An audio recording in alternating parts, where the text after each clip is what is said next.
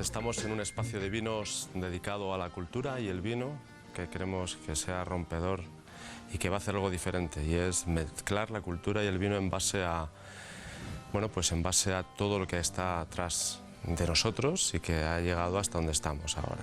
Ese atrás tiene algo que es muy importante, que es bueno, pues todo lo que decimos, esa famosa palabra con mayúsculas, que es cultura. Pero no es la cultura del vino, es la cultura. Y el vino está metida en ella.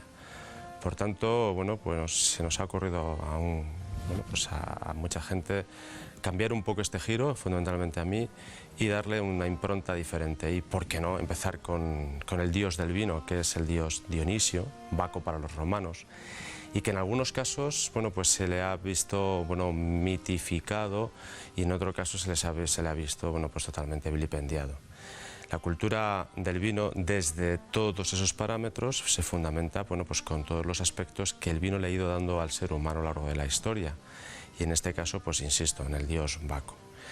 Un ejemplo importante es que ha sido, digamos, bueno, pues la influencia para grandes artistas, para historias, para las grandes mitologías griegas, y que han llegado hasta nuestros días desde una manera, digamos, desfocalizada, por decirlo de algún modo, y deslocalizada, cuando artistas como, por ejemplo, el propio Velázquez, con el cual vamos a fundamentarnos durante un principio, para un poco iniciar de ahí todo el camino hacia adelante, es lo que, bueno, en su cuadro, el famoso Triunfo de Baco, o el más conocido por todo el mundo, Los borrachos de Velázquez, que se hace, bueno, pues en el primer tercio de 1600, del siglo XVII, donde él marca una influencia diferenciadora, haciendo un giro en dos aspectos fundamentales. Un poco quién es Baco realmente, y desde dónde está, y con quién está, y por qué está, ¿no? En el siglo XVII hay que pensar, en el siglo XV, XVI, XVII, hay que pensar que la mitología, y fundamentalmente, se utilizaba mucho como aspectos, digamos, alegóricos. En conjunto con ello, el vino, digamos que era algo que nos evadía, que evadía un poco. Baco era un poco, digamos, el evasor de las personas, el evasor de los momentos críticos que tenía en un momento dado. Últimamente, en las últimas décadas del siglo XX y en principios del XXI, siempre decimos que estamos en crisis, de una crisis que, bueno, que la sostenemos y mantenemos, pero qué duda cabe que ya siempre el ser humano ha estado en crisis.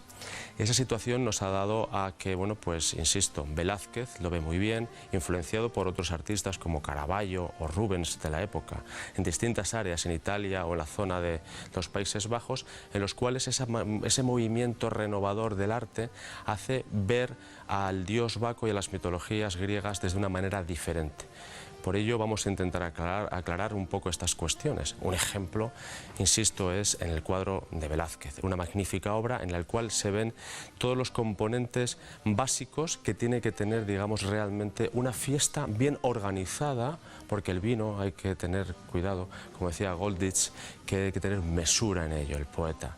Hay que tener mucha mesura tomando el vino. El vino, consecuentemente, tiene unos aspectos que son muy saludables, que son muy buenos, muy bondadosos, muy festejos, muy festeros, que pueden decir en la zona de los levantes españoles, pero también el vino es en sí mismo puede ser algo que nos lleva a la decrepitud, a la enfermedad, a la muerte. Tengamos cuidado con él. Por ello, este cuadro marca ese hito, ¿no?, de la luz a la oscuridad, de izquierda a derecha, y con toda una serie, digamos, de personajes que vamos a ir desgranando lentamente, y luego iremos posteriormente entrando en otros muchos campos que tiene el sentido de la existencia del ser humano, conjugado con un aspecto lúdico, que es el vino, pero también sabroso, también alimenticio, también educador y mantenedor. Recordemos que Dionisio era un dios que viene de los seres humanos y que se acerca mucho a unas semejanzas a que, por ejemplo, Jesucristo en la mitología, no mitología, en la religión católica, también tiene esas semejanzas, viene también de seres humanos siendo Dios. Consecuentemente, bueno, pues es un gran ejemplo para empezar. Yo creo que, bueno, insisto, será el gran cuadro de Velázquez de Los borrachos que está en el Museo del Prado.